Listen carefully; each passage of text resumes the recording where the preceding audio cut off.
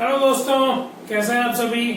एक बार फिर से स्वागत है आप सभी का हमारे चैनल ड्रीम पाठशाला पर। लास्ट वीडियो में हमने एक्सरसाइज 9.1 एनसीईआरटी की मैथमेटिक्स क्लास 10 क्वेश्चन 12 तक कंप्लीट कर लिया था। आज हम क्वेश्चन 13 टू रिमेनिंग जो पोर्शन है आपका वो सारा हम कंप्लीट करेंगे। इस वीडियो में नहीं तो अगली वीडियो में आपका चैप्टर ये कंप्लीट हो जाएगा। हाइट्स एंड डिस्टेंसेस आपका कंप्लीट बेसिक कंसेप्ट मैंने आपको बता दिया है। एनसीईआरटी के सारे क्वेश्चन हम कर चुके हैं। ठीक है, क्वेश्चन नंबर 13 है, शुरुआत करते हैं। देखिए क्वेश्चन कहता है as observed from the top of a 75 meter high light house from the sea level, यानी कि सी लेवल से 75 मीटर ऊपर, सी लेवल से 75 मीटर ऊपर एक लाइट हाउस है। ठीक है, as observe from the top of a 75 meter high light house, यानी कि सी लेवल से 75 मीटर ऊपर जो लाइट हाउस है उसके टॉप से हमने ऑब्जर्व किया है। क्या ऑब्जर्व किया है? The angles of depression of two ships are 30 degree and 45 degree, यानी कि हम किसी समुद्र की यदि बात करें तो दो शिप हैं, एक शिप का एंगल ऑफ डिप्रेशन कितना है 45 डिग्री और दूसरे शिप का कितना है 30 डिग्री। ठीक है दोस्तों, अब देखिए क्वेश्चन कहता है if one ship is exactly behind the other one, if one ship is exactly behind the other one on the same side of the light house, यानी कि यदि हम लाइट हाउस से बात कर रहे हैं तो लाइट हाउस के यदि एक शिप इस डायरेक्शन में है तो दूसरा शिप भी इसी डायरेक्शन में है जो कि इस शिप के पीछे की तरफ है। Then find the distance between two ships, हमको दो शिप के बीच का डिस्टेंस निकालना है। अब आप देखिए सॉल्व करते हैं हमको क्या दे रखा है 75 मीटर हाई लाइट हाउस। एक लाइट हाउस ले लेते हैं हम, ये यदि बेस है हमारा तो इसकी हाइट हमको कितनी दे रखी है 75 मीटर, और आगे क्या है दो शिप है हमारे पास, उन दोनों शिप का हमको एंगल ऑफ डिप्रेशन दे रखा है। पहले तो आपको क्या ड्रॉ करना होगा, line at joining these two ships from the top of the light house. ठीक है, आगे क्या है हमको दे रखा है एंगल ऑफ डिप्रेशन। मान लीजिए ये लाइन है आपकी पी क्यू, बेस लाइन मान लेते हैं इसको, क्योंकि angle of depression find out करना हमको दिया हुआ है, सॉरी तो ये ड्रॉ करना है हमको। तो ये एक तो ये एंगल दिया हुआ है, ये बड़ा वाला और ये छोटा वाला। देखिए गौर करना, मैंने क्या कहा आपसे, ये बड़ा वाला और ये छोटा वाला, इसको यदि हम मार्क कर लें ए बी सी डी, तो क्यू बी सी जो एंगल है वो क्या है, बड़ा एंगल है, और क्यू बी और डी जो एंगल है वो छोटा है। तो 30 डिग्री एंड 45 डिग्री में बड़ा वाला कौन सा है 45 डिग्री, यानी क्यू बी सी एंगल कितना होगा आपका 45 डिग्री, और जो छोटा वाला है वो क्या होगा 30 डिग्री। ठीक है, फिर से हम अल्टरनेट एंगल का मेथड यहां पे लेंगे। तो ये एंगल हमारा 45 डिग्री जब है तो यदि Q B C angle 45 degree है तो ए सी बी एंगल भी आपका क्या होगा 45 डिग्री, क्योंकि दो पैरेलल लाइंस है, उनको ये लाइन एक क्रॉस कर रही है। तिर्यक रेखा दो समांतर रेखाओं को एक तिर्यक रेखा जब काटे तो इन कोणों को क्या बोलते हैं हम, एकांतर कोण, यानी कि ऑल्टरनेट एंगल्स। ठीक है, ये 45 डिग्री है तो ये भी 45 होगा। इसी प्रकार से जब क्यू बी और डी, क्यू बी डी आपका 30 डिग्री है तो बी डी ए एंगल आपका क्या होगा 30 डिग्री। यहां तक आपको कोई डाउट हो तो आप कमेंट सेक्शन में मेरे को जरूर बताएं। ठीक है, ये हमने अभी कुछ नहीं किया है, जो क्वेश्चन कह रहा है वो एज इट इज हमने ड्रॉ किया। ठीक है, क्वेश्चन में ये लिखा हुआ था if one ship is exactly behind the other one on the same side of the light house, यानी कि लाइट हाउस के सेम साइड में एक के पीछे दूसरा शिप है। ठीक है दोस्तों, अब हमको क्या फाइंड आउट करना है, distance between the two ships, यानी कि ये डिस्टेंस फाइंड आउट करनी है आपको सी डी। अब आप देखिए एक एंगल हमारे पास 45 डिग्री है, बार बार कहता हूं मैं आपके पास 45 जहां आ जाए वहां आपका तुरंत दिमाग लगना चाहिए कि जो परपेंडिकुलर होगा वही क्या होगा आपका बेस होगा, यानी कि ये जो 75 है क्वेश्चन अभी हमने सॉल्व नहीं किया है, लेकिन ये हमको ड्रॉ करते ही डायग्राम को दिमाग में आना चाहिए कि ए बी जब हमारा 75 है तो ए सी भी 75 होगा। क्यों कि एंगल यहां हमारे पास कितना है 45 डिग्री। राइट एंगल जो ट्राइंगल है एक एंगल 45 डिग्री दिया हुआ है, परपेंडिकुलर और बेस क्या होंगे सेम। क्यों कि tan 45 हम यूज में लेंगे और tan 45 कितना होता है 1। ठीक है, सॉल्व करते हैं। सबसे पहले ट्राइंगल बात करेंगे छोटे वाले की ए बी सी की। इन ट्राइंगल ए बी सी क्या लिखेंगे tan 45 is equals to perpendicular divided by base, लंब बटे आधार, A B divided by A C, A B divided by A C. A B कितना दिया हुआ है आपका 75 और ए सी कितना है फाइंड आउट करना है। tan 45 कितना होता है 1 होता है, तो क्या लिखेंगे हम इक्वल्स टू 1।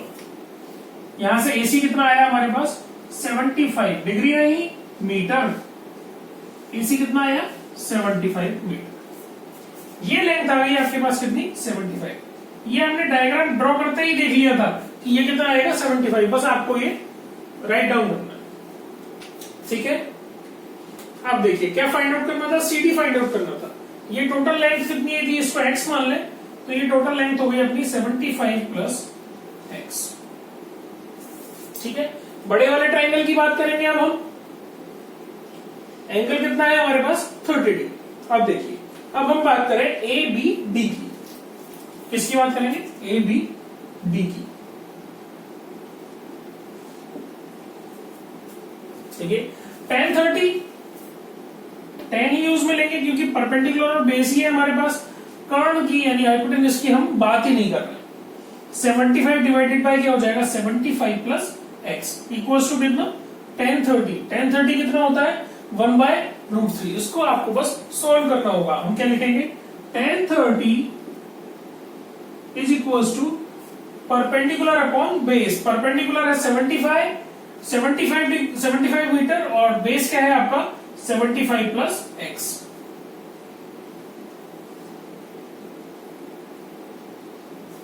tan 30 कितना होता है आपका 1/√3।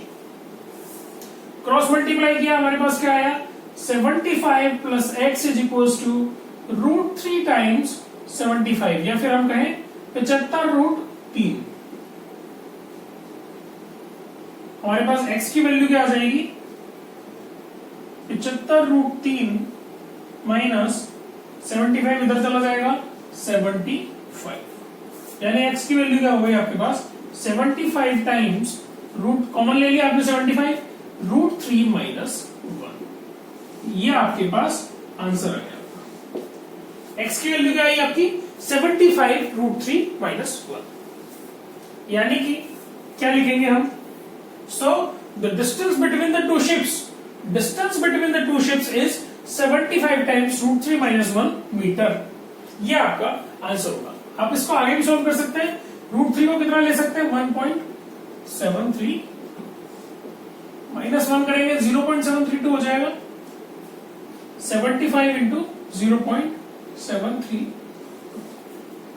ये भी लिख सकते हैं, लेकिन ये लिखने का कोई औचित्य नहीं है क्योंकि ये आपका इसको आपको आगे सॉल्व करना पड़ेगा।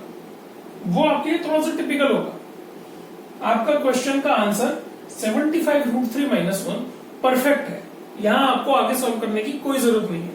यदि ये देखिए आप 75 जो है इसकी जगह 10, 20 इस प्रकार की कोई वैल्यू होती जिससे आपको डायरेक्ट एक पॉइंट सरकाना होता या फिर कुछ डबल करके पॉइंट एडजस्ट करना होता तो वो आसान काम था, वो हम कर सकते हैं। लेकिन 75 टाइम्स 0.732 ट्रिक से आप सॉल्व करेंगे वो अलग बात होगी आपके लिए, लेकिन अभी की केस में ये सॉल्व करने का कोई औचित्य नहीं है, तो आंसर आप यही छोड़ सकते हैं 75 √3 माइनस 1। ये आपका आंसर। ठीक है, इस प्रकार से आप क्वेश्चन नंबर 13 करेंगे।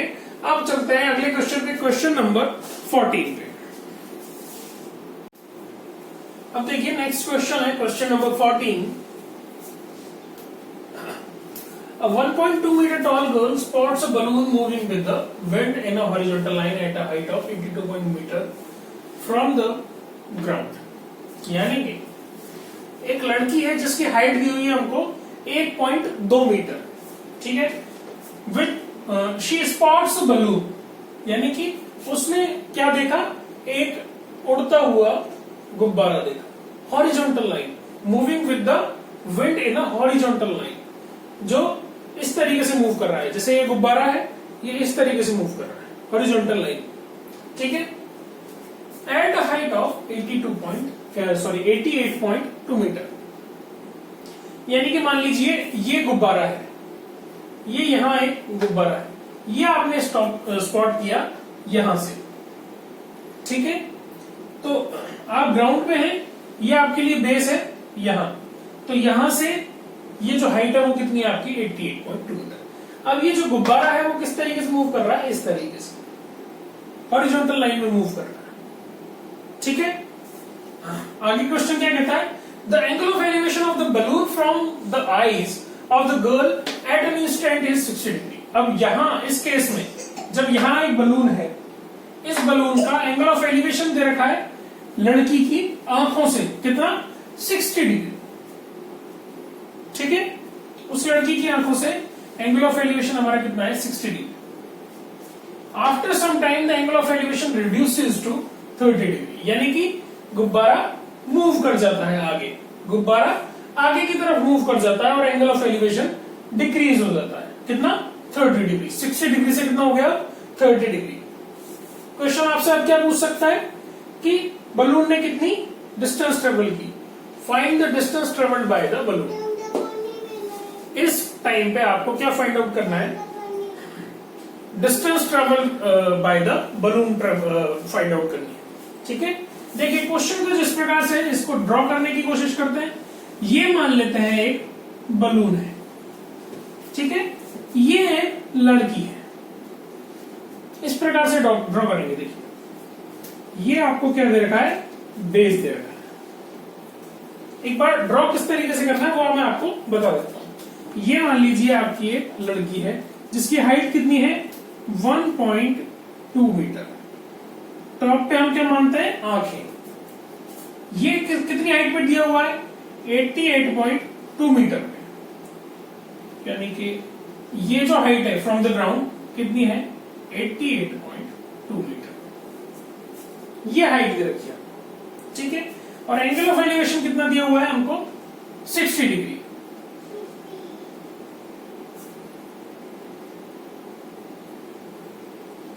ये एंगल ऑफ एलिवेशन है हमारे पास कितना, 60 डिग्री।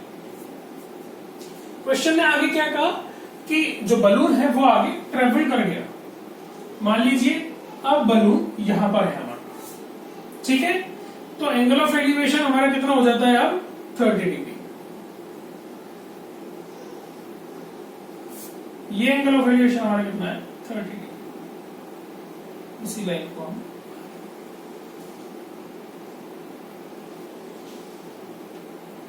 हाइट, ये भी 88.2 मीटर, ये क्योंकि गुब्बारा क्या है कि हॉरिजॉन्टल लाइन में मूव कर रहा था, ये आपका 30 डिग्री दे। अब इसको यदि मार्क कर ले हम, A B C D E F G and H, तो हमको क्या फाइंड आउट करना है, डी जी या फिर ई एच, एक ही बात है, क्योंकि ये हाइट तो हम हर जगह कितनी मानेंगे, ये 1.2 मीटर मानेंगे, ये 1.2 मीटर मानेंगे, ये कंप्लीट हाइट कितनी मानेंगे हम, 88.2 मीटर, ठीक है। इसी प्रकार से इसको मानेंगे 88.2 मीटर। देखिए इतनी बात करेंगे हम, यदि इस ट्रायंगल की बात करेंगे, हम ट्रायंगल बात करें बी सी डी की, तो इस हाइट को हम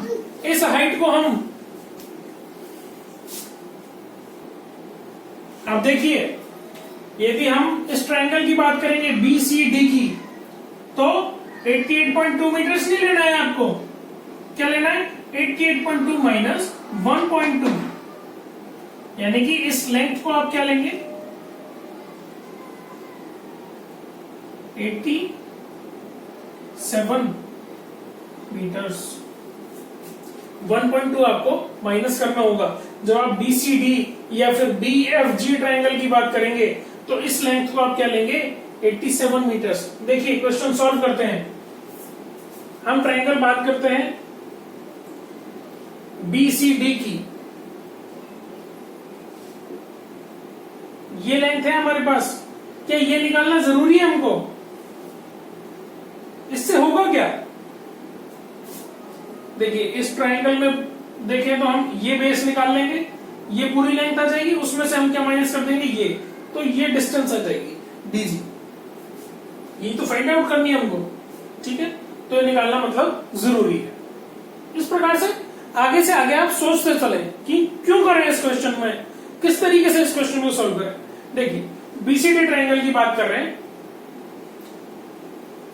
tan 60 degree is equals to 87, मैंने आपको बताया क्या लेंगे हम 87 डिवाइडेड बाय BD, ठीक है। tan 60 कितना होता है आपका √3, तो BD आपका क्या आया 87 डिवाइडेड बाय √3, ठीक है दोस्तों। यहां आपकी BD की वैल्यू आ गई। आप इसको इस प्रकार से भी लिख सकते हैं मल्टीप्लाई बाय √3 डिवाइडेड बाय √3, तो आपका ये क्या आ जाएगा 3 से कैंसिल हो जाएगा आपका, 3 दूना 6 बचे 2 3 27 29 √3 आ जाएगा आपका। ये वैल्यू क्या आई आपकी BD कितनी आई आपकी 29 √3 आई है। अब आपको क्या फाइंड आउट करना है DG कैसे फाइंड आउट होगा, आपको BG फाइंड आउट करना होगा फ्रॉम द ट्रायंगल B, ये B है BFG। किसकी बात करेंगे हम इन ट्रायंगल BFG, ठीक है। यहां आपको कोई दिक्कत होनी नहीं चाहिए, बहुत इजी वे में डायग्राम से मैं आपको सब कुछ समझा चुका हूं। कोई प्रॉब्लम फिर भी आए, वाजिब आपको प्रॉब्लम लगे तो आप कमेंट बॉक्स में कमेंट करके क्वेश्चन जरूर पूछें, आपको सोल्यूशन देने की पूरी से पूरी कोशिश की जाएगी, ठीक है दोस्तों। अब देखिए बात करते हैं BFG की, tan एंगल कितना होगा 30, ये लेंथ क्या है 87 है, फिर से डिवाइडेड बाय BG क्या है आपका 29 √3 प्लस सम वैल्यू, जो कि हमको फाइंड आउट करनी है। क्या लिखेंगे DG, जिसको हम लिखेंगे 87 डिवाइडेड बाय 29 √3 प्लस DG, ये DG नहीं है, ये है DG, ठीक है। देख लें आप एक बार, ठीक है। tan 30 कितना होता है 1/√3, ठीक है दोस्तों। 29 √3 plus DG is equals to 87 √3। DG आपके पास क्या आया 87 √3 माइनस 29, यही फाइंड आउट करना है हमको। DG की वैल्यू क्या आएगी, DG इज इक्वल्स टू √3 हमने कॉमन लिया, 87 माइनस 29, 87 माइनस 29, ये 29 माइनस करके देखते हैं कितना होगा। 17 में से 9 गए 8, 7 में से 2 गए 5, आंसर क्या आया आपका 58 √3। ये आपकी वैल्यू है किसकी, distance travelled by the balloon. क्यों DG फाइंड आउट करना था, DG आपने फाइंड आउट कर लिया, जो DG होगा वही EH होगा। क्वेश्चन में आगे क्या लिखेंगे आप, so the distance travelled by the balloon is 58 √3 meters, ये आपका आंसर होगा, ठीक है दोस्तों। देखिए एनसीईआरटी की जो एक्सरसाइज है अपनी एक्सरसाइज 9.1, उसके अपन 1 to 14 सारे क्वेश्चन कर चुके हैं। अब आपके 15 और 16 2 क्वेश्चन बाकी है, ठीक है। नेक्स्ट वीडियो में हम कोशिश करेंगे 15 और 16 2 क्वेश्चन आपके कंप्लीट हो जाएंगे, ठीक है। देखिए आपको यदि वीडियो पसंद आ रही है तो वीडियो को लाइक करें, अपने दोस्तों के साथ शेयर करें। जितना ज्यादा आप शेयर करेंगे और लोगों तक हम पहुंच पाएंगे, आपके लिए ये अच्छा रहेगा। ये हमको और तो कुछ नहीं लेकिन मोटिवेशन देगा, ठीक है दोस्तों। आज के लिए इतना ही, धन्यवाद।